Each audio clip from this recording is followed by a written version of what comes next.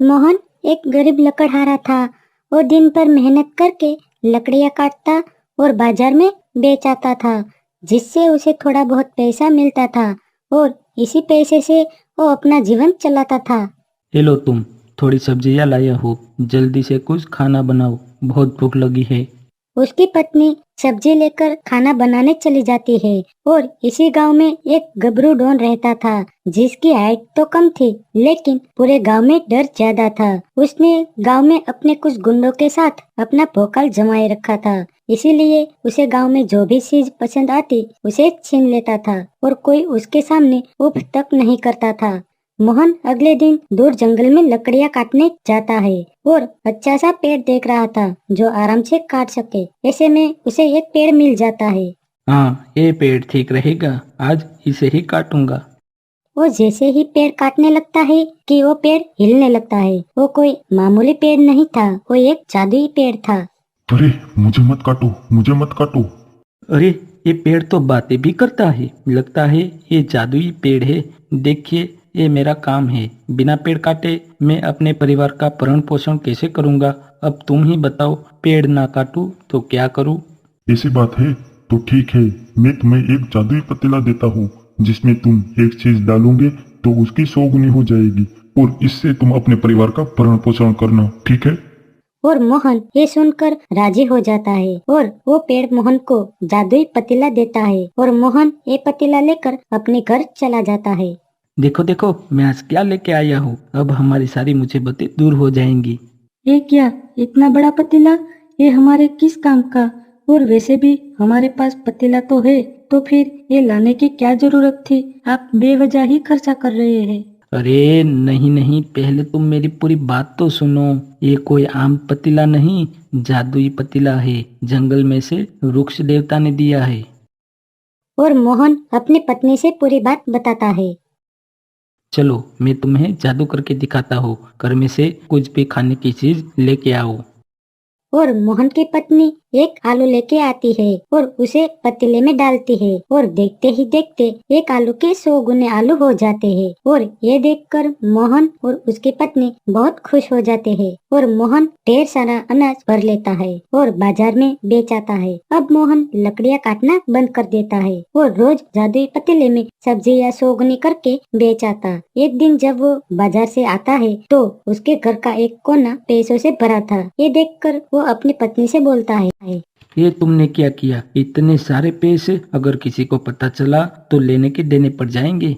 ना जी, ऐसा कुछ नहीं होगा। वैसे भी कितने दिनों तक हम बाजार में सब्जियां बेचेंगे? अब तो हमारे पास जादुई पतीला है, तो उसमें पैसे डालकर पैसे ही डबल कर देते हैं।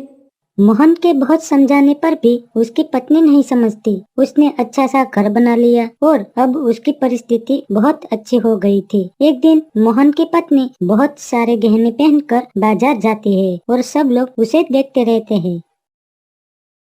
देखा, कुछ दिनों से मोहन और उसकी पत्नी के तेवर बदले बदले हैं। पता नहीं कौन सी लॉटरी लग गई है कि लकड़ियां काटने वाला बाजार में सब्जी अनाज ये सब बेचने लगा। और देखा तुमने, उसकी पत्नी को कितने सारे गहने पहने थे। अब हमें मोहन पर नजर रखनी होगी, पता तो चले ये इतना पैसे वाला कैसे हो गया है।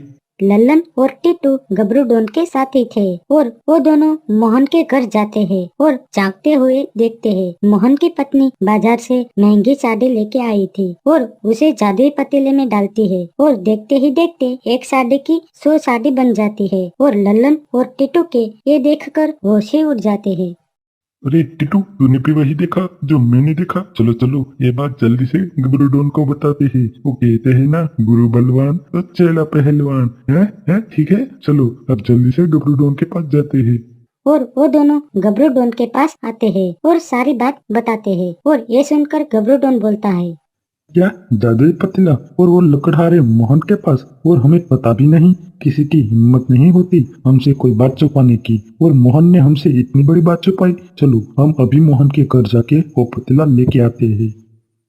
मोहन वाह, ओ मोहन वाह, जरा बाहर तो आना। अरे, बाहर गबरू डॉन अपने साथियों के साथ आया है, कहीं उसे पता तो नहीं चल गया हमारे जादुई पतीले के बारे में। चलो जल्दी से बाहर चलते हैं, वरना वो अंदर आ जाएगा। क्यों रे मोहन, बाहर आने में बहुत देर लगा दी। वो अंदर सुनाई नहीं दे रहा था। वैसे यहाँ क्यों आना हुआ आपका? क्यों मोहन, आजकल तुम लकड़ियां काटने नहीं जाते क्या? कोई लॉटरी वॉटरी लगी है? वैसे मुझे पता है कि तुम लकड़ियां काटने क्यों नहीं जाते। अब जल्दी से वो जादुई पतीला लेके आओ। अरे बाप रे, मर गया। इसे जादुई पतीले के बारे में कैसे पता चला? नहीं नहीं, हमारे पास कोई जादुई पतीला नहीं है। गबरू जी, लगता है आपको कोई गलतफहमी हुई है।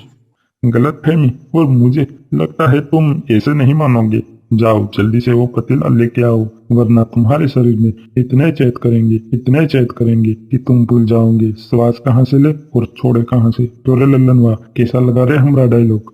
भैया जी आप तो पूरे दबंग ही लग रहे हो, मजा ही आ गया। मोहन जल्दी से घर में जाके वो जादुई पतीला लेके आता है और गबरू डॉन को दे देता है। अरे ललन, इतना बड़ा पतीला देखकर हमें हमारा बचपन याद आ गया। हमारी अम्मी हमें इतने ही बड़े पतीले में नहलाया करती थी। ऐसा बोलकर वो पतीले के अंदर चला जाता है और देखते ही देखते वहाँ 100 गबरू डॉन बन जाते हैं।